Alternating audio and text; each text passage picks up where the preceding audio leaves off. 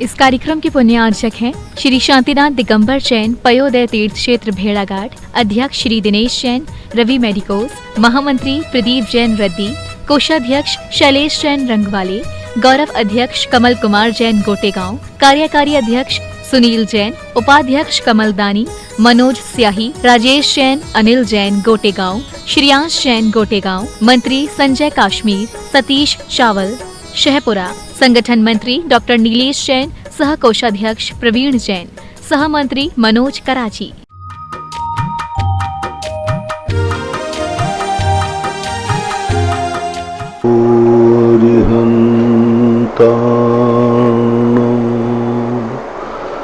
नमो सिद्धार्णो नमो आयर्याणो नमो वज्रायाणो नमो लोये सवसाहूणो। पंच परमेष्टि भगवान की आचार्य श्री गुरुवर कुंद महाराज की, आचार्य श्री गुरुवर विद्यासागर महाराज की, मुनि पुंगव निर्यापक श्रमण मुनि श्री सुधासागर जी महाराज की।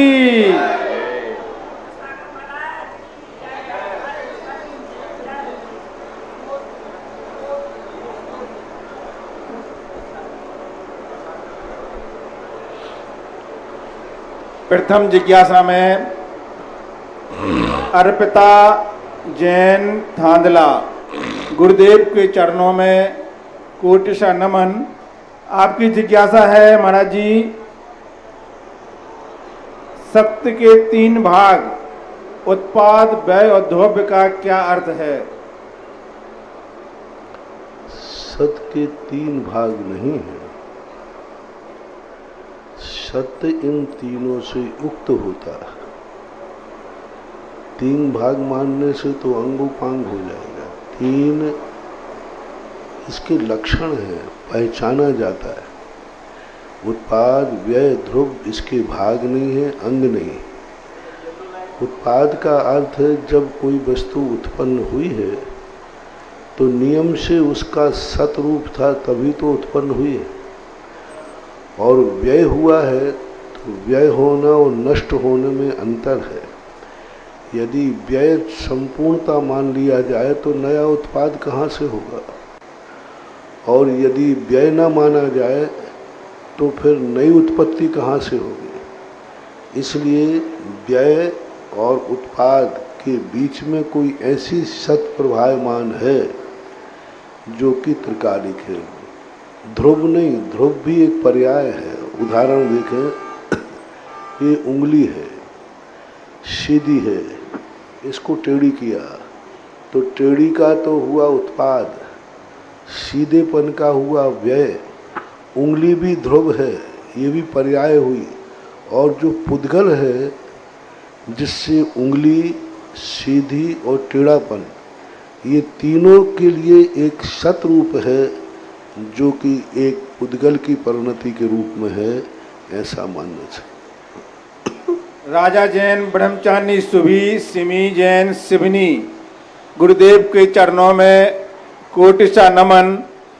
आपकी जिज्ञासा है महाराज जी, शांति विधान करते हैं तो उसमें चतुर्थ वलय में वाचस्पति के समान यह समान पद प्रदाय अर्घ में आता है, तो इस पद का क्या अर्थ होता है? वाचस्पति। वाचस्पति का अर्थ होता है सरस्वती। वाचस्पति का अर्थ है जिनेन्द्र देव की वाणी। जिन वाचस्पति यानी जिनकी वाणी में सिद्धि होती, अर्थहीन नहीं होती, जो कहते हैं वही सत्य होता है। नेहा जैन पनागर, गुरुदेव के चरणों में बारंबार नमोस्तु। आपकी जिज्ञासा है, सूतक के समय हम शंका या जिज्ञासा समाधान देख एवं सुन सकते हैं और मोबाइल आदि में पाठ कर सकते हैं क्या? बहुत बार बता दिया, ये मोबाइल आदि जो है ये सुबह सूतक से इनका कोई ताल्लुक नहीं है, ये सामान्य है। मोनिका जैन भोपाल, मेरे इष्ट गुरुदेव के चरणों में बारंबार नमोस्तु। आपकी जिज्ञासा, मैं ताबीज छोड़ना चाहती हूँ तो कैसे छोड़ूं? ताबीज छोड़ना चाहती हूँ।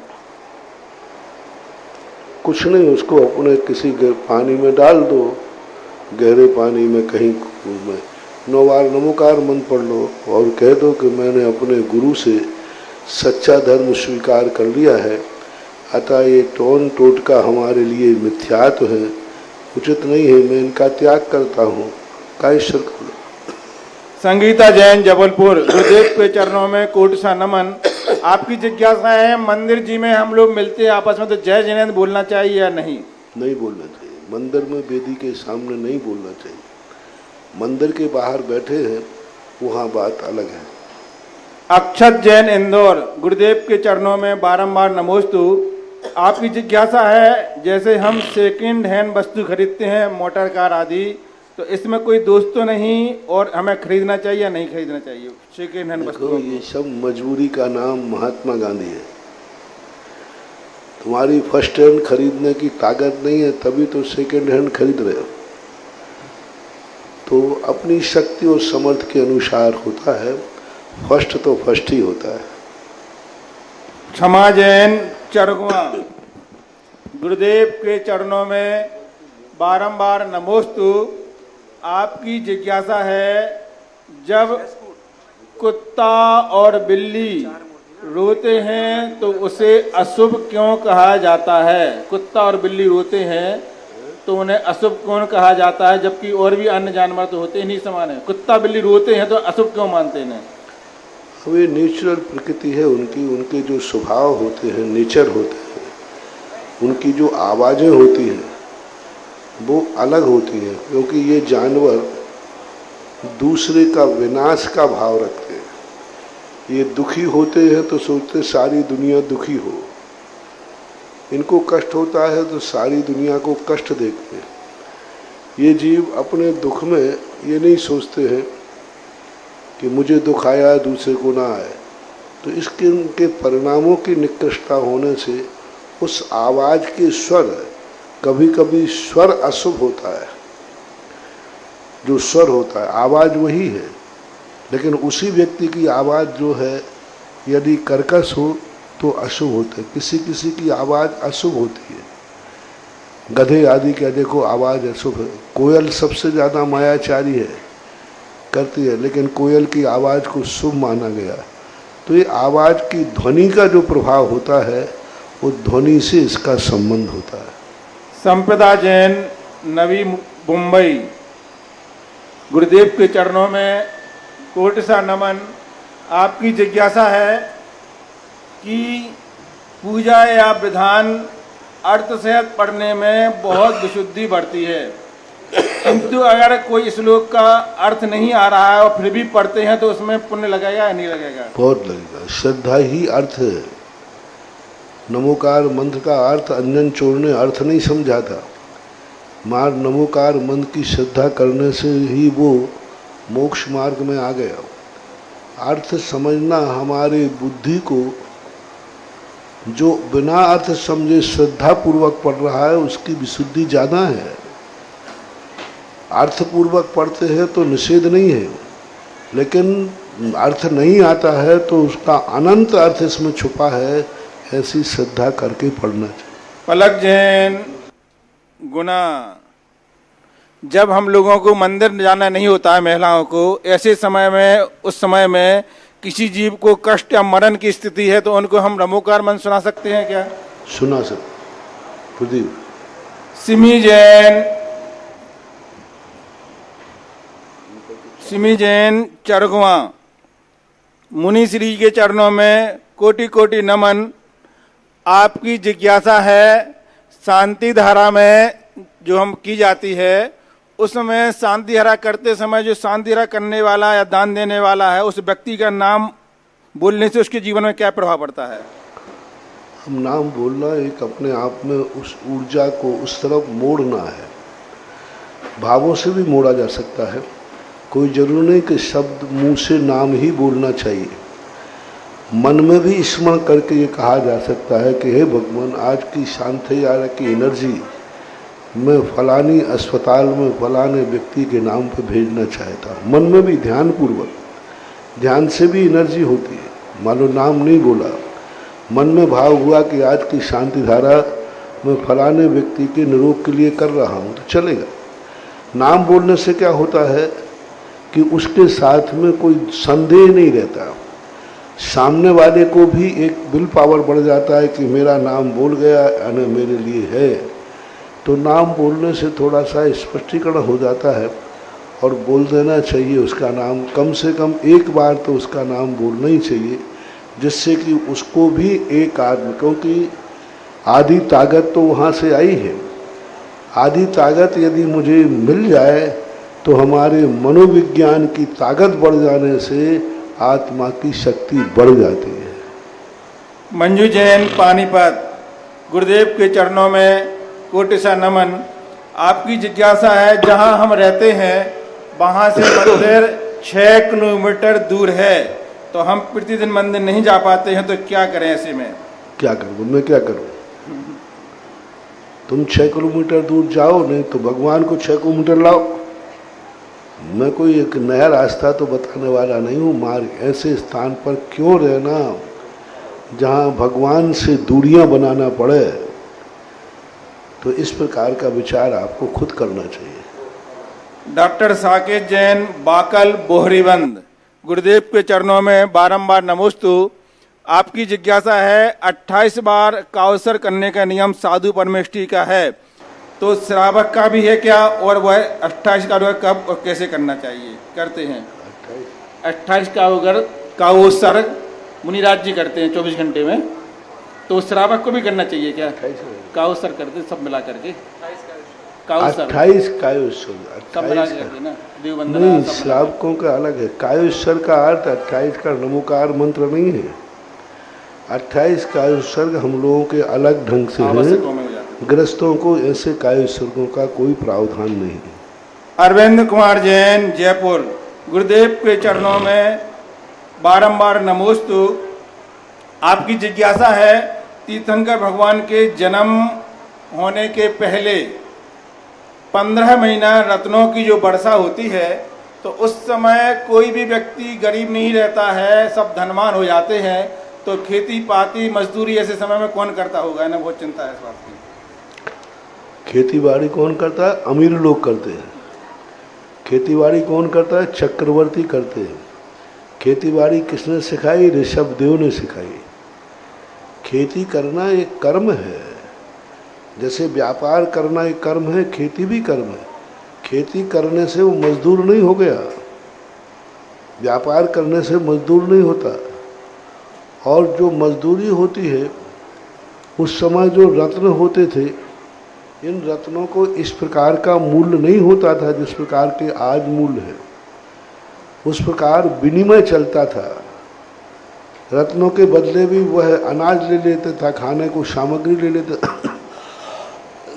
पहले मुद्राएं नहीं थी, उपयोगी वस्तु थी। व्यापार मुद्राओं से कहीं भी शास्त्रों में ऋषभ देव ने व्यापार को कभी मुद्राओं से नहीं बांटा, विनिमय से बांटा।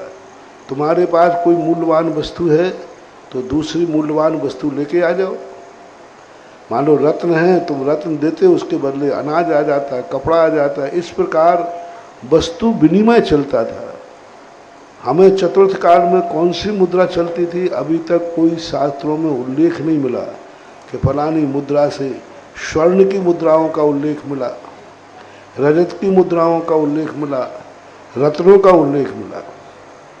दयोदय चंपू में ज्ञान सागर महाराज ने रत्न कमाने के लिए विदेश गया वो, और अपने रत्न किसी मित्र के यहाँ रख गया, और मित्र ने उन रत्नों पर नियत खराब की, तो बाद में जाकर के उसकी बहुत बड़ी पंचायत बैठी।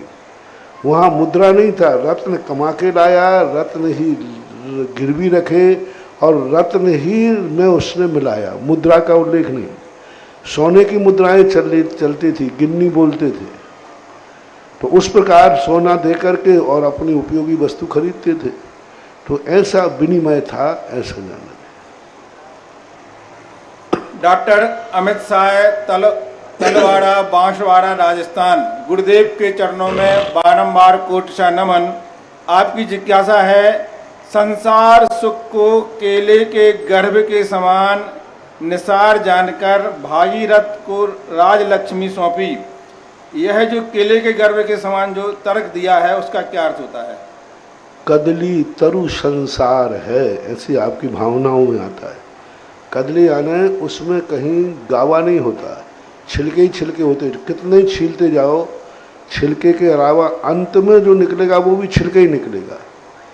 अन्य लकड़ियों के अंदर छाल के बाद कठोरता आती है, माल निकलता है, उसमें सब पत्ते ही पत्ते होते हैं, छिलका है।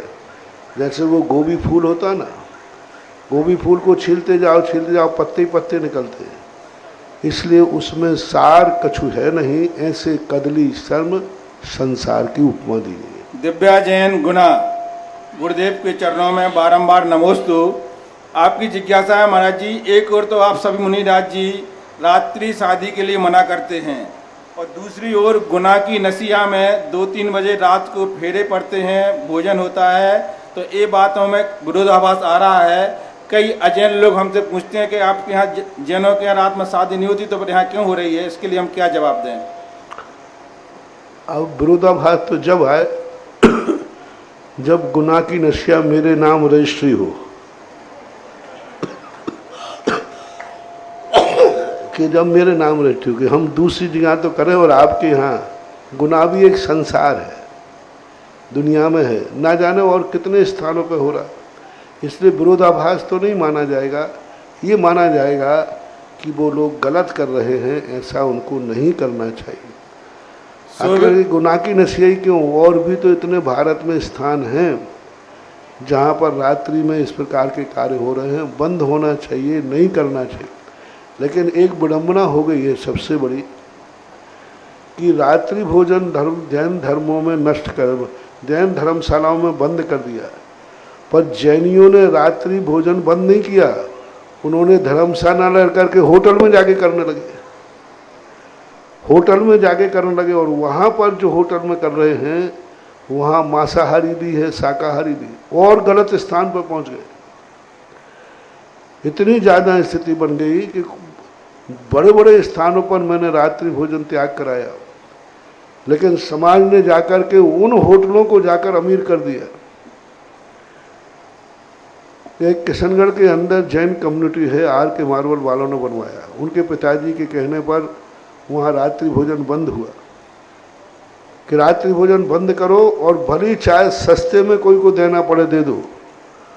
उन्होंने इतना सस्ता चार्ज रख दिया रात्रि भोजन करके, लेकिन जैनी उसी की बाजू में होटल है, वहाँ रात्रि भोजन होता है, मांसाहार शाकाहार सब होता है, वहाँ जाकर लाखों रुपया देते हैं, और यहाँ वो सस्ती में दे रहे हैं लेकिन रात्रि भोजन नहीं करा रहे हैं, तो भी यहाँ नहीं आते। अब ये जैन समाज की, इसलिए प्रतिष्ठानों को रोकना, दुकानदारों को रोकने की अपेक्षा हमारा जैन दर्शन कहता है उपभोक्ता को नियम दिलाओ, उपभोक्ता को नियम दिलाओ। जितनी भी चीज़ें हैं सब में जो अभक्ष चीज़ें हैं, कोई बेचता है हम उससे नहीं कह सकते कि ये मत बेचो, तम्बाकू मत बेचो, वो नहीं बेचेगा। किसी दूसरे मुसलमान से लेके आओगे, किसी सिख से लेके आओगे, किसी हिंदू से लेके आओगे, किसी अन्य से लेके, कहीं ना कहीं से तुम खाओगे, किसी ना किसी दुकान से तो तुम खरीदोगे। अब यदि मान लो तुमने बेचना बंद किया, तो यहाँ से बेचने वाला व्यक्ति पैसा कमाता था, उससे वो शाकाहार करता था, और तुमने तम्बाकू को नहीं छोड़ा और किसी मांसाहारी दुकान के यहाँ से ली, तो तुमने तो तम्बाकू खाई, तुम्हारा पैसा उसके हाथ पास गया तो उसने मुर्गा काट के खाया। अब देखना, तुम तम्बाकू नहीं छोड़ोगे, एक तम्बाकू बेचने वाला शाकाहारी है, एक तम्बाकू बेचने वाला मांसाहारी है, दो दुकानें हैं। अब शाकाहारी दुकान की तम्बाकू बंद करा दी, उसने मांसाहारी से दुकान की, तम्बाकू की दुकान थी, और वह बेच करके घर में मांसाहार करता है। और यदि यहाँ से तुम खरीदते तो तुम तो तम्बाकू खाते ही, लेकिन वो जिसने तम्बाकू से पैसा कमाया वो पैसा गौशाला में जाएगा, शाकाहार में जाएगा, किसी गरीब के जाएगा, और वहाँ से खरीदोगे तो उससे मांसाहार होगा। अब आप बताएं, तम्बाकू की दुकान किसको करना चाहिए? शाकाहारी करेगा तो वो पैसा कमाएगा, गौशाला में भी जाएगा, दान में भी जाएगा, शाकाहार करेगा। मांसाहारी के यहाँ से खरीदोगे तो वो पैसे से मुर्गे कटेंगे, मछली बिके काटेगा, सब काटेगा, और तम्बाकू तो तुम कहीं ना कहीं खाओगे। इसलिए तम्बाकू बेचना, किसकी दुकान खुलाऊं? तम्बाकू की। जल्दी बोलो, फिर मत कहना कि महाराज देखो ये शाकाहारी आपका भगत तम्बाकू बेचता है। हाँ, फिर आप कहो गुटखा बेचता है। आप निर्णय कर लो। कई स्थानों पर ये बात हुई, कई चीजों के संबंध में बात है। अब इसका फैसला एक ही है कि हम दुकानदारों के चक्कर में ना पड़े, हम तम्बाकू त्याग खाने वालों का त्याग कराएं तो दोनों दुकानें बंद हो जाएंगी। ये है जैन दर्शन का कंसेप्ट, ये जैन दर्शन का सिद्धांत है कि तुम खाने वाले को त्याग कराओ, बेचने वाले की तरफ मत जाओ। तुम जो खा रहा है जितना ज्यादा, जब सब खाने का त्याग कर देंगे तो दोनों दुकानें अपने आप बेचना बंद कर देंगी। और खाने वाले को त्याग नहीं कराया और बेचने वाले को करा दिया तो वो शाकाहार के स्थान पर सारी इनकम मांसाहार पर जाएगी। अब हमें त्याग क्या कराना है? इन मंदिरों में, नशियों में, क्षेत्रों में रात्रि भोजन के त्याग कराने की अपेक्षा, क्योंकि ये रात्रि भोजन त्याग कराएं। देखना, रात्रि भोजन करके वो पैसा मंदिर में आया था, अच्छे कार्य में खर्च किया, और तुमने बंद कर दिया तो वह रात्रि भोजन उसने किया एक मांसाहार होटल में जाके और उसका मैनेजमेंट भी मांसाहारी, और वहां जाकर के तुम्हारे इनकम से उसने मांसाहार किया, उसने और भी पाप में खर्च किया, मिथ्या दृष्टि था। अब यहाँ विचार करने की बात है। इसलिए संस्थाओं की अपेक्षा, त्याग करने की अपेक्षा, अब जैनियों को नियम दिलाएं कि आपको रात्रि में भोजन नहीं कराना है और रात्रि में बारात में भोजन नहीं कराना है। ये जैनियों को नियम दिलाओगे तो फिर ये तुम्हारा प्रश्न करना सार्थक है, अन्यथा तुम्हारा ये प्रश्न ही नहीं है ठीक। अब जिसने प्रश्न किया है, जिसने भी नाम लिया हो, जिसका नाम मुझे याद नहीं है, उसको एक नियम लेना चाहिए कि अब वो कभी रात्रि में जिन बारातों में भोजन होगा उस बारात में वो नहीं जाएगा, अपने घर की बारातों में वह रात्रि भोजन नहीं कराएगा, अपने रिश्तेदारों में भी जो रात्रि भोजन करेंगे उस बारात में नहीं जाएगा, यदि उसने ईमानदारी से प्रश्न किया है तो। और कसाय भाव से किया है तो वो जाने, उसका काम जाने। कौन था? शोभित जैन रामजन मंडी, गुरुदेव के चरणों में कोट शोभित जैन रामजन मंडी को दूसरा वो देख रहे हैं। नवीन जनालय का निर्माण कैसे होता है और मंदिर में मूल नायक जो भगवान होते हैं उनका निर्धारण किस आधार पर किया जाता है? केवल श्रद्धा के आधार पर? नवीन निर्णायक तो आपका जैसा होता है शिलान्यास पूर्वक करना चाहिए।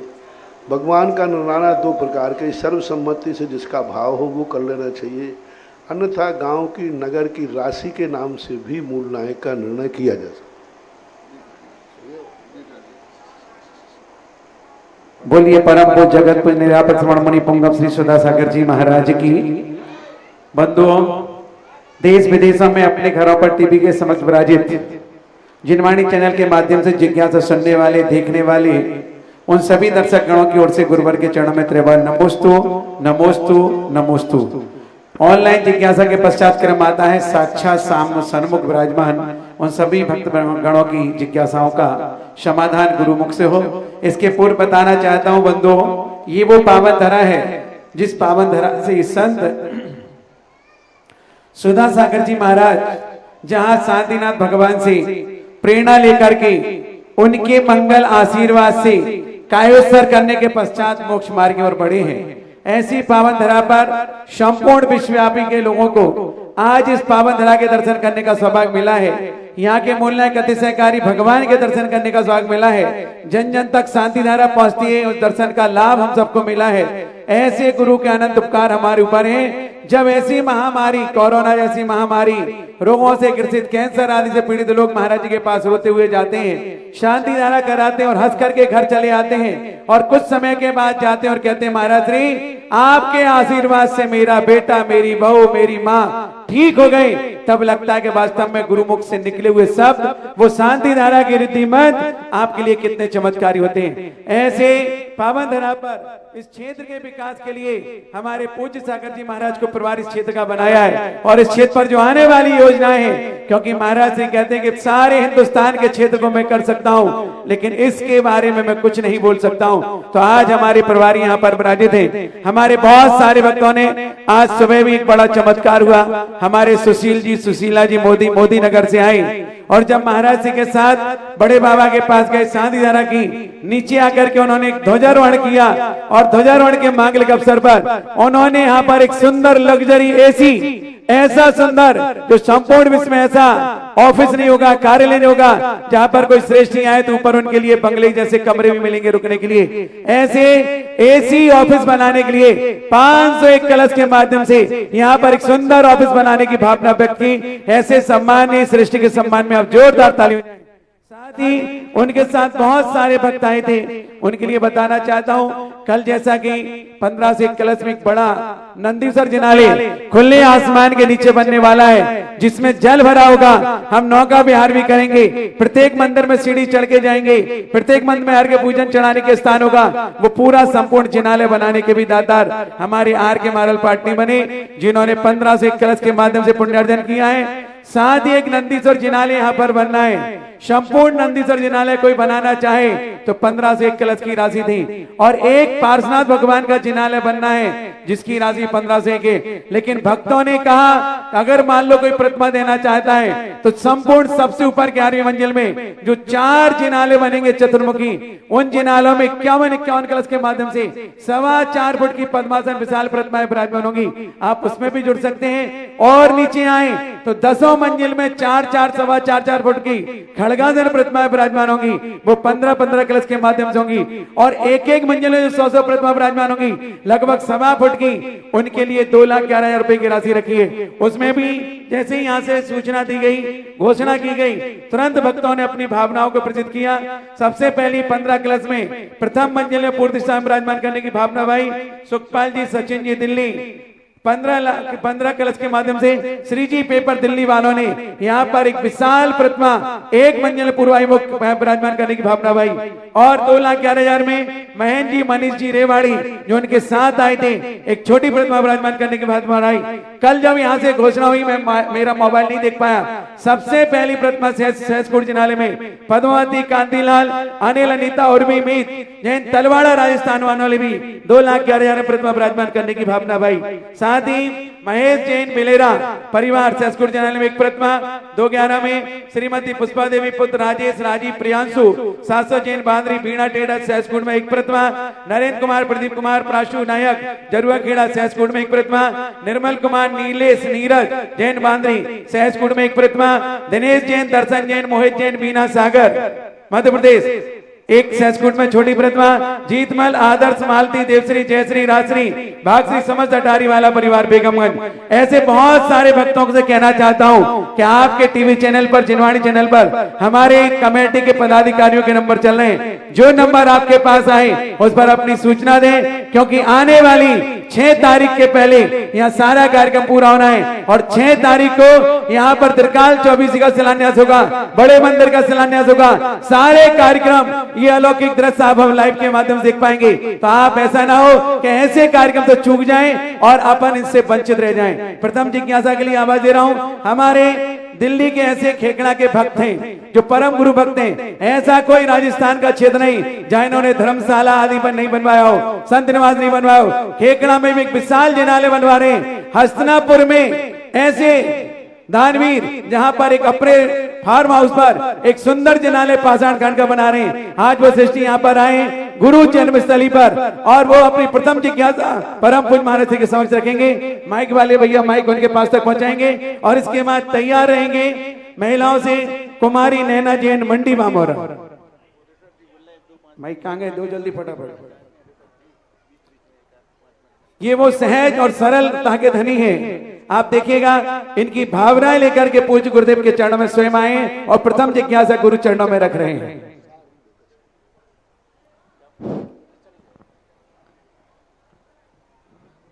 परम पूज्य सुधा सागर जी महाराज को नमोस्तु नमोस्तु नमोस्तु। महाराज श्री, मैंने जीवन भर काम किया, एक अच्छे परिवार में जन्म लिया और पैसा कमाया, लेकिन कभी भी मेरी नीयत किसी काम में नहीं लगी। किसी काम में पैसा खर्च करना या कोई शौक रखना, ये मेरा कभी भी नहीं बन पाया। यहाँ तक कि मैंने जब मेरी शादी हुई तो मैंने अपनी शादी दिन में 12 बजे की थी।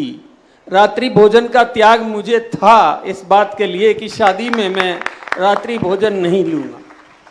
जहाँ तक छूट की बात है, मैंने शादी में एक अंगूठी भी नहीं ली थी, सगाई की अंगूठी भी एक्सेप्ट नहीं की थी और ये कहा था कि एक धोती के अलावा अगर मेरी वाइफ की टैची में कोई सामान मिलेगा तो मैं वापस भेज दूंगा। बहुत सुंदर। मुझे पैसे से कभी लगाव नहीं हुआ और प्रभु की कृपा है कि मेरी पत्नी भी ऐसी रही कि उसका भी कभी किसी बात का शौक नहीं रहा। और एक बात का शौक रहा कि मंदिर आदि में लगाने का मुझे बहुत ज़्यादा मेरा मन रहा और मैं जब कभी भी मुझे अवसर मिला तो मैं मंदिर के निर्माण में उस द्रव्य को लगाया। गुरुवर, आपसे मेरी एक जिज्ञासा है कि ये उस धन का सुयश है या मेरी सोच का, मेरे परिणामों का प्रतिफल है? पहली बात, महानुभाव, ये कोई साधारण व्यक्ति नहीं है, ये दिल्ली के बहुत बड़े उद्योगपति है। जय हो। बहुत बड़े, हजारों श्रमिक इनके अंडर में काम करते हैं। बहुत बड़ा बिजनेस है, देश और विदेश में सारा। और सबसे बड़ी चीज़, इतनी ऊंचाइयों पर पहुंचने के बाद, इतना धन दौलत होने के बाद, इनके मन में कभी किसी प्रकार का शौक नहीं है जिन्होंने बताया। यानी शादी जब इनकी हुई थी उस समय इनकी उम्र क्या थी? उस जवानी में दिन में भोजन, शादी इसलिए कि मैं रात्रि में नहीं खाऊंगा। तो सारे बुढ़ों से मेरा कहना है कि अभी इतनी उम्र होने के बाद भी रात्रि भोजन नहीं थे छोड़ पा रहे। आप इनको देखो, इनके पास धन है, दौलत है, शौहरत है, सीरत है, सब कुछ है, लेकिन फिर भी कोई व्यसन नहीं है। बहुत बड़ी चीज होती है। और आज उसी का परिणाम है, कितने अमीर होने के बाद भी गुरु के सामने खड़े हैं। आपने अभी 2 दिन पहले अशोक पार्क में भी आए थे, उनके परिवार के लोगों की भी सादगी देखो, उनकी सादगी देखो। उनकी पत्नी प्रतिमाधारी है, स्वयं अशोक रात में पानी नहीं पीते हैं, इतनी बड़ी हस्ती होकर के, इतने व्यापार में बिजी 24 घंटे। आप लोग कहते महाराज हमें व्यस्त हैं, इन जैसा व्यस्त आदमी कोई नहीं होगा, लेकिन उसके बावजूद भी आज धर्म का स्तंभ लेकर के, और ना जाने कितने स्थानों पर इन्होंने, अभी बड़े गांव में बहुत बड़ी बाहुबली की मूर्ति विराजमान की, दानोदय में स्वयं अपने फार्म हाउस पर बहुत मंदिर बना रहे हैं, नारे सब जगह, नारेली और आदि सब जगह किया, बिजौली आदि। अब इनके प्रश्न का जो जवाब है, पूर्व भाव में तुम्हारा मात इतना सा भाव किया होगा, तुम्हारे पूर्व भाव में नियम से कहीं ना कहीं से कोई ना कोई एक टीस लगी होगी धर्म के कार्य में, और तुम वो नहीं कर पाए होगे। और परिणाम किया होगा कि प्रभु जब भी मुझे कभी धन मिला तो मैं इन धन को पापों में खर्च नहीं करूंगा, इस धन का एक एक रुपए का सदुपयोग करूंगा।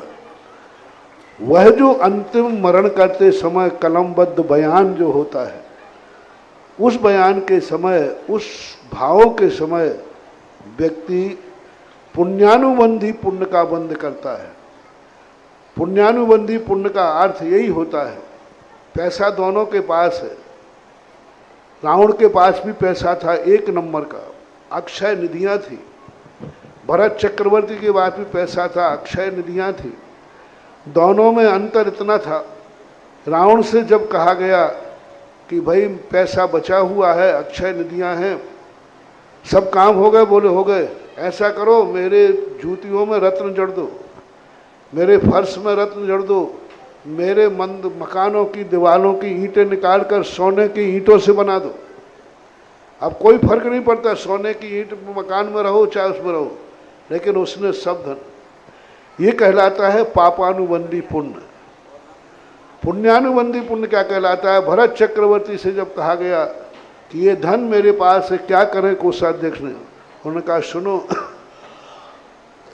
दुनिया में ऐसे लोग हैं जिनके पास खाने को मुश्किल है, एक महीने का खर्च निकालना मुश्किल है। मेरे पास इतना धन है कि मेरे खर्च के बाद भी बच रहा है। सुनो मंत्री जी, ये मेरे पूर्व कर्म में किए हुए धर्म का फल है।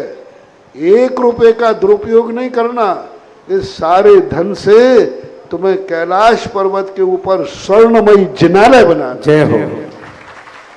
अब देखना, दोनों ने धन खर्च किया, ये पुण्यानुबंधी पुण्य है। पूर्व में चक्रवर्ती ने पुण्य बांधा था कि मेरे पास धन आएगा तो मैं गलत कार्यों में खर्च नहीं करूंगा। एवं जी, ये पूर्व का तुम्हारा बांधा हुआ सातिशय पुण्य है, जो तुम्हारे पास धन होकर अय्यासी करने का भाव नहीं आता, दुनिया भर के वैभव में भोग विलासिता में भाव नहीं आता, और परिणाम आता है कि मेरा धन सदुपयोग में लगे।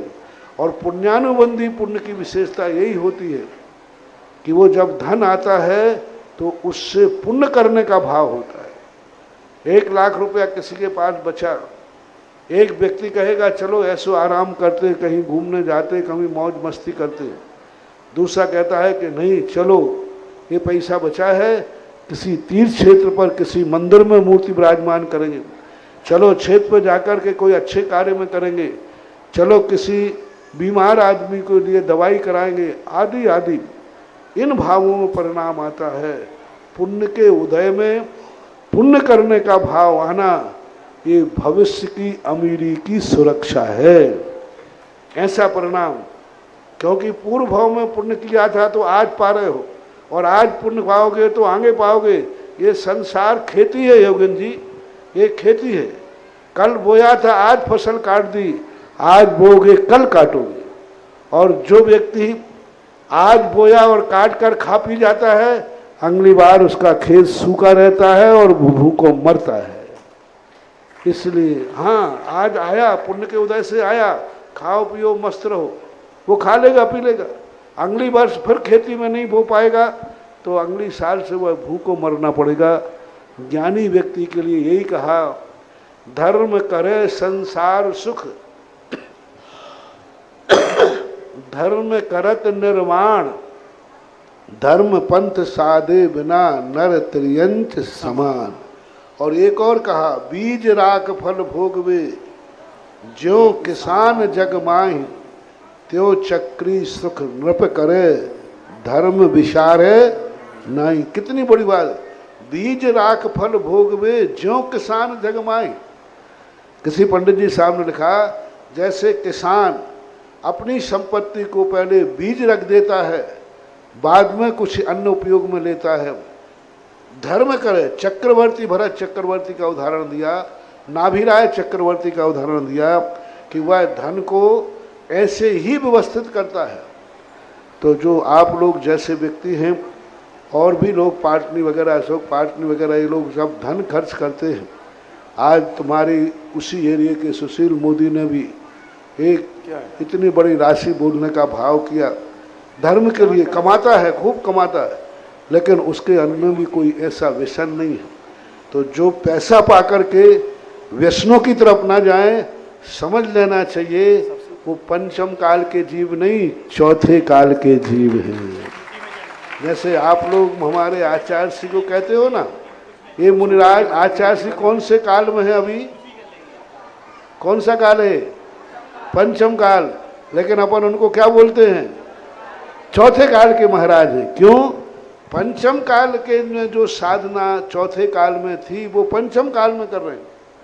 हमारे ज्ञान सागर महाराज ने लिखा कि आज कोई व्यक्ति पुण्य के उदय में धन पाकर के और धर्म करने का भाव करे, समझ लेना चाहिए ये चौथे काल का श्रावक है, जो किसी छोटी सी भूल में पंचम काल में जन्म गया। ऐसे श्रावकों को विधेय क्षेत्र में जन्मना चाहिए था। तो ऐसे श्रावक पुण्य पाकर के, शरीर स्वस्थ पाकर के, सब कुछ पुण्य पाकर के यदि व्यक्ति धर्म की तरफ मुड़ता है तो वह श्रावक भी चतुर्थकालीन संज्ञा को प्राप्त होता है। क्योंकि चौथे काल के श्रावक ऐसे ही होते थे। धन पाकर के वो धर्म, जैसा जैसा धन बढ़ेगा वैसा वैसा उनका धर्म बढ़ेगा। और रावण के जैसे लोग कैसे थे? जैसे जैसे धन बढ़ेगा वैसे वैसे धर्म घटेगा और पाप बढ़ेगा। अब आप सबको इनका उदाहरण, इनके प्रश्न को सुनकर के निर्णय लेना है कि आप लोग रावण के वंशज हैं या भरत चक्रवर्ती। आपके बाद धन बढ़ते ही धर्म छूट रहा है तो समझ लेना कि तुम्हारा भविष्य रावण के पास पहुंचेगा। और यदि धन पाकर के, धन दौलत पाकर के धर्म करने का भाव आता है कि हमारे धन से मंदिर बने, हमारे धर्म से तीर्थ क्षेत्र बने, हमारे धर्म से बड़े बड़े परोपकार के कार्य हों, ऐसा भाव आता है तो तुम्हारा स्थान भविष्य में भी चक्रवर्ती के स्थान में परिवर्तित हो सकता है। तो ये तुम्हारे पूर्व भाव का पुण्य है और वर्तमान में तुम्हारे माता पिताओं का संस्कार और वर्तमान में तुम्हारा संस्कार कि तुम्हें साधुओं की संगति करने का शौक है। तीन बातें, पूर्व भाव का सातिशय पुण्य, वर्तमान में माँ बाप का संस्कार और तीसरा स्वयं तुम साधु संतों की संगति में आने के लिए लालायत रहते हो। यही सबसे बड़ी बात है। जितना बड़ा आदमी होगा उसको जरूर साधु संतों की संगति में रहना चाहिए, क्योंकि साधु संगति से तुम साधु बनो या ना बनो, लेकिन धन के वैभव के कारण गलत मार्ग पर नहीं जाओगे, ऐसा समझना चाहिए। नमस्ते महाराज। बंधु ऐसे भक्त हैं कि बोली अगर कहीं बोल देते हैं तो इनको रात भर नींद नहीं आती। ये सोचते हैं कि पैसा कब भेज दूं और मैं बोली के पैसे से मुक्त हो जाऊं। दातार तो बहुत होते हैं, दान देने के बाद पूछना पड़ता है, बुलाना पड़ता है, लेकिन ये वैसे दातार हैं कि बोलने के साथ तुरंत भेजने की तैयारी करते हैं। एक और श्रेष्ठी हमारे बीच में आए हैं। 51 कलश में महाराज श्री सबसे ऊपर की मंजिल में एक प्रतिमा विराजमान करने की भावना भाई है। सहसकुंड में श्रीमती बिमला जैन, हुक्म जैन जी, श्रीमती रेखा अरुण कुमार जैन, श्रीमती मंजू संजय कुमार जैन, श्रीमती रश्मि सचिन जैन, पारुल जैन, मुस्कान जैन, जलंधर वाला परिवार राहतगढ़, इनके रिश्तेदार जिन्होंने इनको प्रेरणा दी, जो साथ में आई, बिमला जी, शैलन जी, सपना, नरियावली वाला परिवार जिन्होंने 51 कलश के माध्यम से सहसकुंड जिनालय की सबसे ऊपर की मंजिल की प्रतिमा विराजमान करने की भावना भाई। उन्होंने तो कहा कि गुरु मुख से जहां मिलेगा मैं वहां करने के लिए तैयार हूं। 51 कलश में प्रतिमा विराजमान करने की भावना भाता हूं। आइएगा, पूज्य महाराज के चरणों में श्रीफल चढ़ाएंगे। नीचे से एक सहसकुंड जिनालय की एक प्रतिमा 211 में सपना, अंकित, संकित, मेघा, निशिकांत, नारेली ट्रेडर्स बंडा से 51 कलश में एक नाम और आया है। श्रीमती ममता नरेंद्र कुमार, श्रीमती बिमलेश जिनेन्द्र कुमार, श्रीमती सुलेखा सुरेंद्र कुमार, श्रीमती अर्चना रविंद्र कुमार, सोनल, सौरभ, सुबी, सहेल, सोनम, महेंद्र, पूजा, आकाश, शुभम, ऋचा, नित्यम, नित्या, आरना, आशीष, समझ, डबडेरा परिवार, इन्होंने भी 51 कलश में और 21 कलश तो नगद लेकर के आए। ऐसे भक्तों के सम्मान में जोरदार तालियां बजाएं।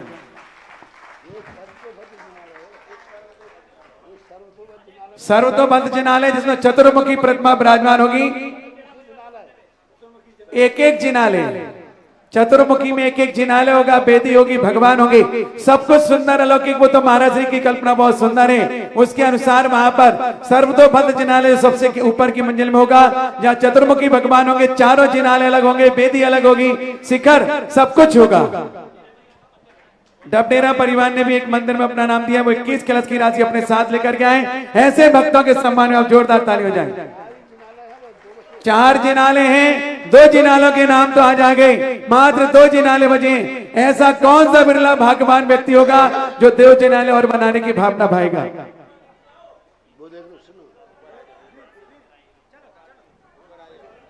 पैसे ले रही है ना कमेटी, आ जाओ, अध्यक्ष मंत्री आ जाओ। देखो लोग जब बाजी वालों को लुटाते तो बैंक से 1000 की निकली 1200 में लेते हैं। हाँ, और ये इस बार देखो दान का चुकाने के लिए कैश और खरे नोट लेके आए हैं। ये दान का बहुमान कहलाता है। इस पर एक बार मैंने ललितपुर में प्रवचन दिया था कि दान ऐसा देना चाहिए उछलते हुए, सम्मान के साथ, और ऐसे नोट लाने का प्रयास करना चाहिए जिस नोट का अभी तक उपयोग ना हुआ हो। और तुम लोग दान में कौन सा देते हो जो नंबर भी कट गया हो, आधा फट गया हो, गल गया हो।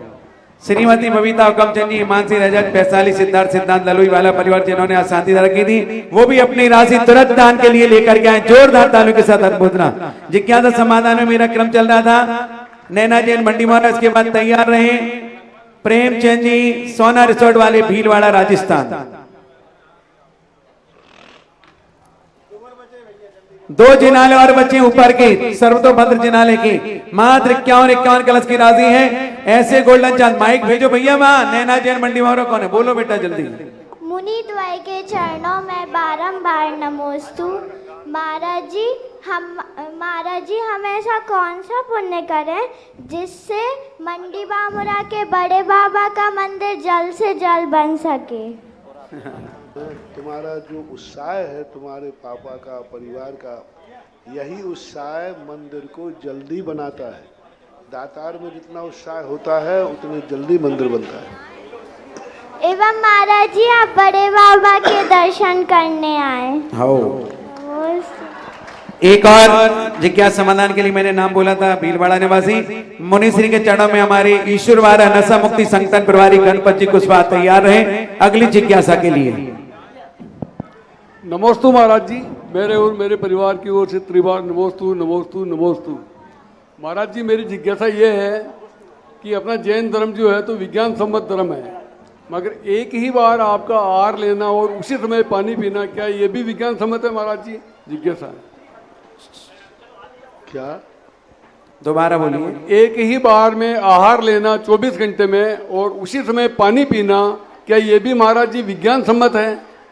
ये मेरी जिज्ञासा भाई, मैं तो एक बार ही आहार लेता हूँ तो ये मान के ये भी कब छूटे। हम साधु लोगों को सबसे पूरे 24 घंटे जीवन में एक ही बार बड़े पाप कर्म का उदय आता है। जीवन 24 घंटे में जितने कष्ट आते, जितने सब में कोई तकलीफ नहीं होती, सबसे ज्यादा कठिन होता है आहार को उठना। ये पाप कर्म का उदय माना जाता है, क्षुधा वेदनी कर्म। तो हम लोग तो आहार लेते समय ये छोड़ते हैं बस ये भी बंद हो जाए, और जिस दिन आहार बंद हो जाएगा उस दिन बताऊंगा हम कहाँ मिलेंगे। सीधे सिद्धालय में स्थान मिलेगा, तुम ढूंढते रह जाओगे। विज्ञान सम्मत इसलिए है कि शरीर है, शरीर के लिए उतना ही देना चाहिए जितना वह मजदूरी करता है। मजदूर को मजदूरी के बराबर दोगे तो वह गलत मार्ग पर नहीं जाएगा। शरीर भी एक हमारा नौकर है, साधन है। इसको इतना भी मत दो कि ये काम न कर सके, इतना भी मत दो कि खा के सो जाए। इसलिए हम लोग एक टाइम देते हैं जिससे उसकी भी जिंदगी चलती जाए और हमारा भी काम होता जाए। और देखो ना, एक टाइम में अभी भैया बढ़िया चल रहा है कि नहीं? तुमसे अच्छा चल रहा है, ध्यान रखना कितना बढ़िया चलता है। सबसे बड़ी चीज है मन चंगा तो कसौटी में कठौती में। भोजन से जिंदगी नहीं चलती, मन, सोच और संयम का मार्ग यदि अच्छा है तो सब कुछ अच्छा ही होता है। श्रीमती मीना ईश्वरवारा तैयार रहेंगी। एक और असीमकालीन भक्तांबर 51,000 रुपए की राशि में कोमल चंद, संजय कुमार, बंटी भैया, कनेरा वाले, सागर ईश्वरवारा तीर्थ रक्षक भी हैं। श्रीमती सोनम महेंद्र आशीष झिकनी वाला परिवार तीर्थ रक्षक में इन्होंने आज 50,000 रुपए की राशि यहाँ प्रदान करने की स्वीकृति दी है। श्रीमती बबीता हुकमचंद, हिमांशु रेत, वैशाली, सिद्धार्थ सिद्धांत दलोई वाला परिवार जिन्होंने आज की शांतिधारा की नगद राशि प्रदान कर दी। एक और प्रतिमा सहस्कूट की है ना, श्रीमती संगीता सुभाष सुराना इंदौर 2,11,000 में एक सहस्कूट जनाले की प्रतिमा विराजमान करने की भावना भाई जोरदार तालियों के साथ अनुमोदना करें। जिज्ञासा के लिए आगे और उसके आगे तैयार है श्रीमती मीना जैन ईश्वरवारा। बोलो। भगवान श्री मुनि श्री सुधा सागर जी महाराज के श्री चरणों में कोटि कोटि प्रणाम। मैं गणपत कुशवाहा, इसी ग्राम में मैंने जन्म लिया है। मैं इस समय भोपाल में रहता हूँ गुरुवर। मेरा प्रयास रहता है कि ईश्वरवारा को नशा मुक्त और मीट मुक्त बनाना चाहता हूँ। पिछले 8 साल से मेरा ये प्रयास चल रहा है नशा मुक्ति संगठन जनहित संगठन के माध्यम से। तो इसमें काफ़ी मुझे दिक्कतें आई और जितना मैं चाहता हूँ कि जैन समाज का सहयोग उतना नहीं मिल पा रहा है ताकि ईश्वरवारा को नशा मुक्त और मीट मुक्त बना सकूँ इस धर्म तीर्थ स्थल को। पहली बात, आपका पुरुषार्थ सराहनीय है। अपने अपने क्षेत्रों को, यदि अपने क्षेत्रों को दुनिया की अपेक्षा अपने क्षेत्रों को नशा मुक्त करें, मांसाहार मुक्त करें तो बहुत बड़ी चीज़ है। हर व्यक्ति इस बात पर विचार करे और आप जो प्रयास कर रहे हैं उसमें बहुत अच्छा कार्य, सारी समाज को साथ देना चाहिए। अब आप साथ किस अपेक्षा से चाहते हैं, कैसा अपेक्षा से साथ चाहते हैं, उस अपेक्षा से आप समाज को कन्विंस करें, साथ देना चाहिए। अगली जिज्ञासा प्रारंभ इसके पूर्व 24 जिनालय आदि की जिन्होंने स्वीकृति दी है, सारे जिनालय बुक हैं ऑलरेडी। सहस्कूट जिनालय की भी जिनकी सूचना हमारे पास मिलती जा रही है। ये सारे लोग 6 तारीख को प्रातःकाल यहाँ तैयार रहेंगे। महाराज श्री के सानिध्य में 24 जिनालयों का शिलान्यास, सहस्कूट जिनालय का शिलान्यास, सारे कार्यक्रम यहाँ पर संपन्न होंगे। तो जो भी श्रेष्ठी मेरी आवाज सुन रहे हो, अपनी मानसिकता बना के रखना। 6 तारीख को सुबह ठीक 6:30 बजे तक यहाँ पहुंच जाना ताकि आप अपने हाथों से शिलान्यास करके और इस पावन धरा पर शिलान्यास की न्यूज जब देखेंगे आपको लगेगा कि देखो हमारे दान देने के साथ साथ ही यहाँ पर कितना काम हो गया है। तो आप सभी सादर आमंत्रित हैं, ध्यान रखिएगा। जिज्ञासा मीना जैन ईश्वरवारा। इन मंदिरों में लोगों के इतने नाम आ रहे हैं कि अब 24 नाम तो पूरे हो गए, 25वां तो होता नहीं। अब यही बात है कि किसी को अपना जिनालय वापस लेना हो तो वो जल्दी वापस ले ले, दूसरे को स्थान दे देवे। हाँ, कई जगह तो मनाना पड़ता है, यहाँ वापसी की तारीख निकाल दो भैया, कल तक जिनको अपना जिनालय वापस लेना हो ले लो, क्योंकि दूसरे लोग बड़े उससे लेने को तैयार हैं और वो कह रहा है हमसे ज़्यादा भी ले लो तो भी मुझे एक इस क्षेत्र पर एक कोई जिनालय बनाने का मौका दो। 2-3 लोगों का आज ही सज्जन का समय आया तो मैं तो उन्होंने कहा भैया मैं तो कुछ बोलूँगा नहीं, कमेटी से बात करो। कमेटी ने कहा महाराज वो तो पूरे जिनालय हो चुके। अब एक ही तरीका है कि कोई कमज़ोर पड़ रहा हो तो भाई वापस ले ले, बलजोर व्यक्ति बहुत सारे लाइन में लगे हैं। महाराज श्री 24 जिनालयों की स्वीकृति तो पहले से है, 3 नाम और वेटिंग में है और उन्होंने ये कहा कि अगर कोई कैंसिल हो तो हमारा नाम कंफर्म कर दिया जाए। अभी लोगों में होड़ है, उत्साह है, इसलिए जिनको भी लेना है महाराज का वापस ले सकते हैं, कोई दबाव नहीं है, ताकि दूसरे लोगों की वेटिंग कंफर्म हो जाएगी। जिज्ञासा के लिए मीना जी निस्वारा तैयार रहे। प्रदीप नायक जरुआ खेड़ा। नमोस्तु महाराज श्री, नमोस्तु नमोस्तु महाराज श्री। हमारी जिज्ञासा है कि हम विधान नहीं कर पा रहे तो क्या हम मंदिर में पढ़ सकते हैं विधान? अब वो अपनी सुविधा है, जैसी सुविधा। चलिए प्रदीप नायक जरुआ खेड़ा। इसके बाद तैयार रहे श्रीमती सीमा जैन बेगमगंज। मुनि श्री के चरणों में बारंबार नमोस्तु नमोस्तु नमोस्तु। हे गुरुवर, सिद्ध क्षेत्र में सिद्ध चक्र विधान करने का क्या महत्व है? अतिशय क्षेत्र में सिद्ध चक्र मंडल विधान करने का क्या महत्व है? और अपने नगर में सिद्ध चक्र विधान करने का क्या महत्व है? आज प्रातः काल का प्रवचन सुनते तो सारे महत्व तुम्हें पता चल जाते। प्रातः काल मैंने इसी बात को प्रवचन दिया था कि हर क्षेत्र का अलग अलग स्थान होता है, अलग अलग उसकी महिमा होती है, विशेषण ही पूज्य होता है। विशेष पूज्य नहीं होता, विशेषण पूज्य होता है। माटी और पहाड़ तो सब है, लेकिन सब में शिखर क्यों पूज्य है? क्योंकि वहाँ से वह सिद्ध क्षेत्र है। तो सिद्ध पूज्य है, क्षेत्र पूज्य नहीं है। सिद्ध गति प्राप्त हुई इसलिए वो क्षेत्र पूज्य होगा, क्षेत्र तो सभी कहलाते। तो विशेषण जब कोई चीज पे किसी में लग जाता है, उस क्षेत्र की एनर्जी बहुत बढ़ जाती है। तो जो अतिशय क्षेत्र लग गया, जो स्थान विशेष का स्थान लग गया, वह जो विशेषण लगा है वो कितना पावरफुल है। यहाँ से किसी भगवान ने मोक्ष प्राप्त किया, पारसनाथ टोंक। अब टोंक तो सभी जगह है, टोंक यानी एक प्रकार का उठा हुआ स्थान, लेकिन पारसनाथ टोंक, अब पारसनाथ के कारण से वो टोंक पूज हुई है। अब वो पारसनाथ कितना पावरफुल है? जितना पावरफुल पारसनाथ है, उतनी ही ताकत उस पारसनाथ टोंक में है, उतनी ताकत है। तो जहाँ पर जो विशेषता है उसका विशेषण देखो। क्षेत्र तो है, लेकिन विशेषता क्या है? सुबह मैंने पूछा था, मान लीजिए यहाँ तुम सिद्ध क्षेत्र कर रहे हो, तो विशेषता क्या है? उन विशेषता को खोजो। दो विशेषताएं तुमने बताई कि शांति कुंथराय नाथ यहाँ विराजमान है और मुनिराज के जन्म स्थली भी है। ये दो विशेषताएं जितनी पावरफुल होंगी, वहाँ दान और पूजा करने से पुण्य भी उतना पावरफुल होता है। हमेशा विशेषण देखो। मंदिर तो सभी जगह भगवान बैठे हैं, आदिनाथ, लेकिन वो आदिनाथ कहाँ बैठे हैं? वो शांतिनाथ कहाँ बैठे हैं? शांतिनाथ भगवान की तो मूर्ति सारे भारत, लेकिन कहाँ बैठे हैं? किस स्थान पर बैठे हैं? उस स्थान का जो विशेषण है, जो उसकी पहचान है उस स्थान की, वो विशेषण कितना पावरफुल है, कितना शक्तिमान है। उस विशेषण के अनुसार उस क्षेत्र पर चाहे पूजा करो, चाहे कायेश्वर करो, चाहे दान दो, वो उसी अनुसार फलता है। बीज अच्छा है, लेकिन सभी बीज एक से एक ही बीज अलग अलग खेतों में बोया जाए तो फसल एक सी आएगी कि अलग अलग?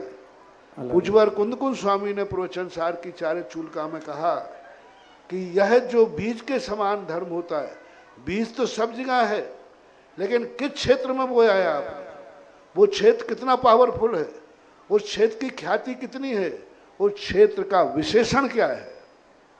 विशेषण क्या है? उस विशेषण के लिए, जैसे आज सुबह सुशील मोदी आए, बोले महाराज यहाँ मेरा दान देने का भाव रहा। मैंने क्यों हो रहा? बहुत सारे क्षेत्र हैं। बोले नहीं, ये मेरी आस्था के जुड़े हुए गुरु के विशेष जुड़ा हुआ है, इसलिए मुझे देना है। अब अंतर समझना। इसलिए उन्होंने कहा मुझे क्या सोचना है, मुझे क्या विचार करना। अब उन्होंने क्षेत्र को दान नहीं दिया, विशेषण को दान दिया कि इस विशेषण से युक्त है, वहाँ मेरा सब कुछ समर्पित है। इसलिए जब भी कोई क्रिया करें, उस स्थान के विशेषण को देखें और उस विशेषण के प्रति आपकी क्या श्रद्धा है, क्या आस्था है, क्या समर्पण है, वैसा ही आपको फल मिलता है। आगे तैयार रहे राजेश जैन सहजपुर, बोलो। नमोस्तु गुरु भाई, नमोस्तु नमोस्तु, पूरे परिवार की तरफ से नमोस्तु नमोस्तु, पूज्य सागर जी को नमोस्तु नमोस्तु। महाराज जी भी हम विधान में खड़े हुए, विधान जल्दी करके हार देने के लिए जा सकते हैं कि नहीं?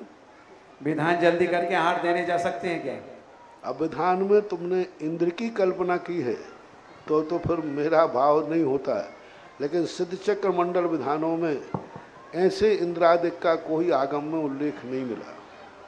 पंचकल्याणक में तो होता है, पंचकल्याणक तो साक्षात सौधर्म इंद्र आदि ही होता है। इन विधानों के संबंध में जो कल्पद्रुम है, सिद्ध चक्र मंडल विधान है, ये तो सब मानवों के विधान हैं, देवों के विधान नहीं है। पंचकल्याणक एक ऐसा है जो मनुष्यों के द्वारा नहीं होता, देवों के द्वारा ही होता है। महाराज जी दूसरी और सिद्ध चक्र मंडल विधान, कल्पद्रुम मंडल विधान आदि ये देवताओं के द्वारा नहीं होते, ये मनुष्यों के द्वारा होते हैं। इनमें जो इंद्रादिक बनाने के जो विशेष विशेषता चल रही है, तो इन विधानों में थोड़ा बहुत कभी कभी मैं छूट दे देता हूँ, लेकिन पंचकल्याणक में बने हुए इंद्रों को नहीं देता। इसलिए महाराज जी दूसरी प्रश्न है कि अपन जाप अब कितनी दूसरा टाइम नहीं तक करो, दे दूसरों को सकते दे हैं? दो। ओम शांति। चलिए आगे तैयार रहें। अनिमेश जैन बामोरा। महाराज श्री के चरणों में त्रैवा नमोस्तु नमोस्तु नमोस्तु। महाराज जी मेरा प्रश्न यह है कि कोई व्यक्ति कर्जदार के पैसे न चुकाकर मंदिर में बोली लेता है तो उसको बोली का फल लगे या कर्जदार का दिल दुखाने का पाप लगे? कर्ज लेकर के दान देता है तो जी। अच्छा। कर्ज लेके दान देना, इसका अर्थ है कि वो कर्ज चुकाने की उम्मीद है कि नहीं कि वैसे ही लेकर के ले लिया। सक्षम है परिवार हो, कर्ज अभी सक्षम परिवार है वो, सगा भाई क्यों ना हो।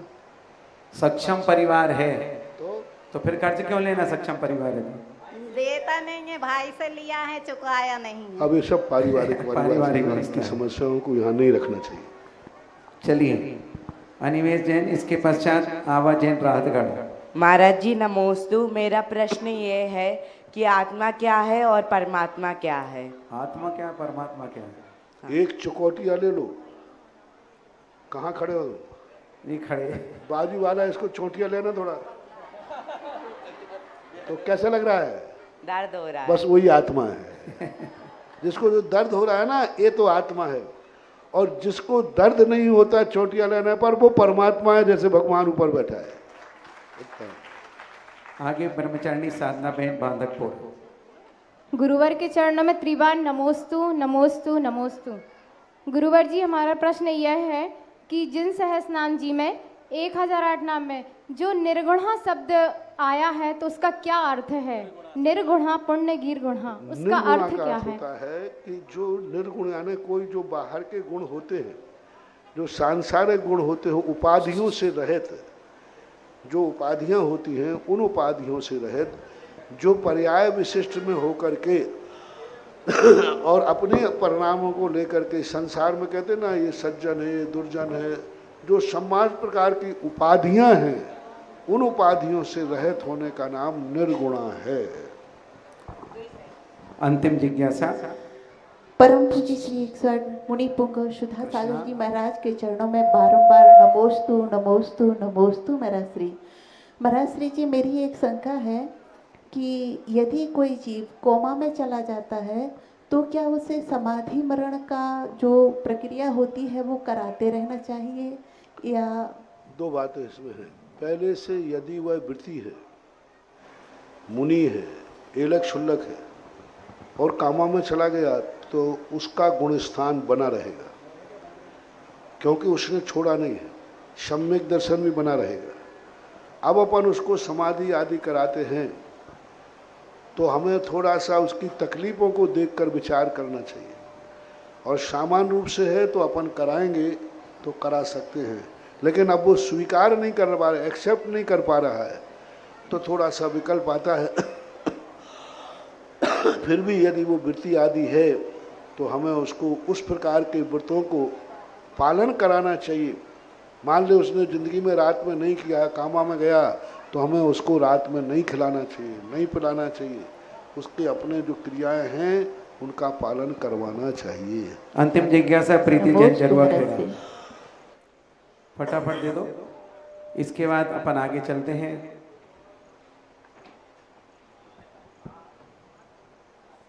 महाराज श्री के चरणों में, माइक पास में रखो। महाराज श्री के चरणों में नमोस्तु नमोस्तु नमोस्तु। महाराज जी हमारा प्रश्न ये है, आपने नरियावली में ये कहा था कि मंदिर बनवाने के लिए एक ही परिवार का दान होना चाहिए। जो हमने रिश्तेदारों से दान ले लिया है उस दान को मंदिर में लगाना चाहिए या वापस कर देना चाहिए? वो आपके रिश्तेदार हैं, आपसी में चलता है। नमोस्तु महाराज जी। लेकिन श्रेष्ठतम श्रेष्ठ कहा था। श्रेष्ठतम श्रेष्ठ क्या है कि एक मंदिर एक व्यक्ति को बनाना चाहिए। जैसे मंदिर पाणा साय ने बनाया था, श्रेष्ठ वो है। दूसरा है अपने कुटुंबों से मिलकर के बनाना चाहिए। तीसरा यदि नहीं बनता है तो रिश्तेदारों का, समाज का सहयोग लेकर बनाते हैं तो ऐसी कोई बाधा नहीं है, लेकिन गुड बेटर बेस्ट इसकी बात है। चलिए कौन सौभाग्यशाली होगा जो देव सदगुरु की आरती करके पुण्य अर्जन करेगा, साक्षात समोसन सिद्ध चक्र महामंडल की आरती करने का सौभाग्य उन्हें प्राप्त होगा। 11,111 बहुत जल्दी करेंगे, समय कम है। 11,111 1, 11,111 2 आज की आरती करने का सौभाग्य। द्वितीय दिवस जहां पर हमने 3 सिद्ध चक्र महामंडल विधान की पूजा की थी, सिद्धों की आराधना की थी, ऐसे महामंडल के साथ देव सदगुरु की आरती करने का पावन अवसर। 11,111 1 2 सवा 2 2.5 पौने 3 जिनके भावों फटाफट बताते जाना, हिस्सा नहीं लगाना, क्योंकि ये वो अतिशय क्षेत्र है जिसकी महिमा हमने सुनी है, जानी है, देखी है और प्रैक्टिकल में अतिशयों को देखा है। 11,111 1 2 सवा 2 2.5 पौने 3 नीचे वाले जल्दी संपर्क करके बोलते जाए फटाफट, समय न लगाए क्योंकि गोल्डन चांस हमें मिला है गुरु की आरती करने का।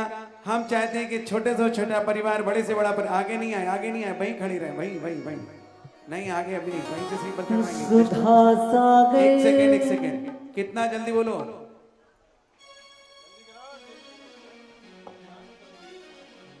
15,516 में तीर्थंकर साथीनाथ है, 16,616 1 2 3 चलिएगा, नाम बोलिएगा। भीलवाड़ा निवासी हमारे प्रेम कुमार जी, जोरदार तालियों के साथ अनुमोदन। पहले जिनवाणी स्तुति करेंगे और हमारे ऐसे सृष्टि हमारे खेकड़ा निवासी योगेन जी आएंगे, विनोद जी, वो भी गुरु की आरती करने का पावन अवसर प्राप्त करेंगे। जावाणी के ज्ञान ते सूझे लोका लोक, शोवाणी मस्तक धरो सदा दे हो ढोक, हे जिनवाणी भारती तो ही जपो दिन रे, जो तेरो सरना गए सो पावे सुख। इधर इधर इधर इनको देना भैया, थाली इधर दो, दोनों थाली इनको दो इधर। आप तो योगेन जी आप तो रखो अपने हाथ, आप तो रखो, उनको देना नीचे। सब मंत्रों में सारे हैं महामंत्र नवकार, आप सभी मिलकर जपो मंत्र यहाँ नौवा।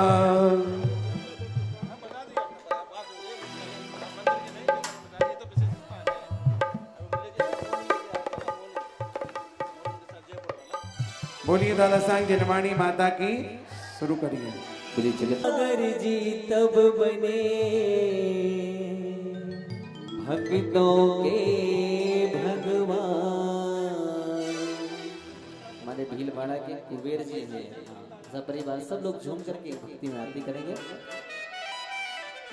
धसा करके गुण आ करके शुभ मंगल दीप सजाए के मैं आज उतारू आरतिया। धसा करके गुण आ करके शुभ मंगल दीप सजाए के गुरु आज उतारू आरतिया। दोनों हाथ ऊपर करके आनंद के साथ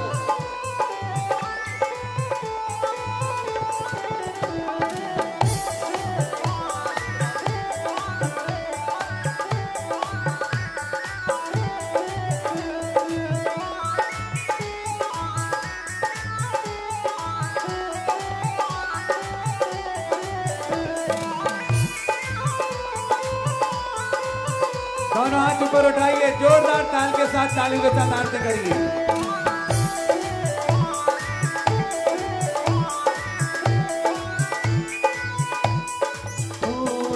रूप श्री से शांति देवी के गर्भ से गुरु आए, ईश्वर मारा जन मिलियो गुरु सब जन मंगल गाए। गुरु जी सब जन मंगल गाए।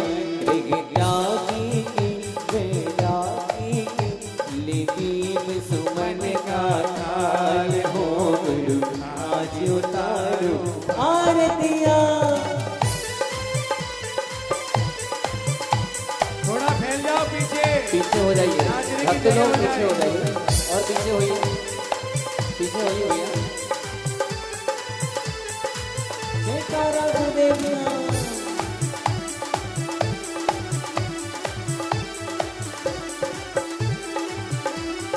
गुरु बन पाँच महारत धारी, आत्म ब्रह्म बिहारी, खड़ग धार शिव पथ पर चल कर शिथिलाचारिणी वारी। गुरु जी शिथिलाचारिणी वारी। ऐसे ऋषि बन की ऐसे गुरु बन की करो आरती बारंबार हो गुरु आज उतारो आरतिया। हो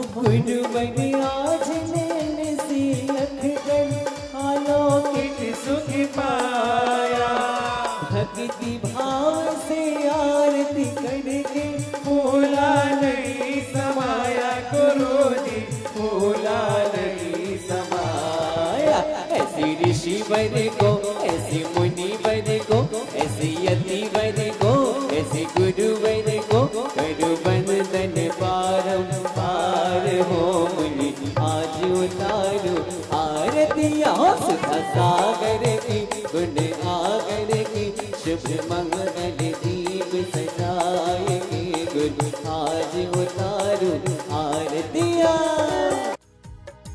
इस कार्यक्रम के पुण्यार्चक थे श्री शांतिनाथ दिगंबर जैन पयोदय तीर्थ क्षेत्र भेड़ाघाट, अध्यक्ष श्री दिनेश जैन रवि मेडिकोज, महामंत्री प्रदीप जैन रद्दी, कोषाध्यक्ष शैलेश जैन रंगवाले, गौरव अध्यक्ष कमल कुमार जैन गोटेगांव, कार्यकारी अध्यक्ष सुनील जैन, उपाध्यक्ष कमल दानी, मनोज स्याही, राजेश जैन, अनिल जैन गोटेगांव, श्रेयांश जैन गोटेगांव, मंत्री संजय काश्मीर, सतीश चावल शहपुरा, संगठन मंत्री डॉक्टर नीलेश जैन, सह कोषाध्यक्ष प्रवीण जैन, सह मंत्री मनोज कराची।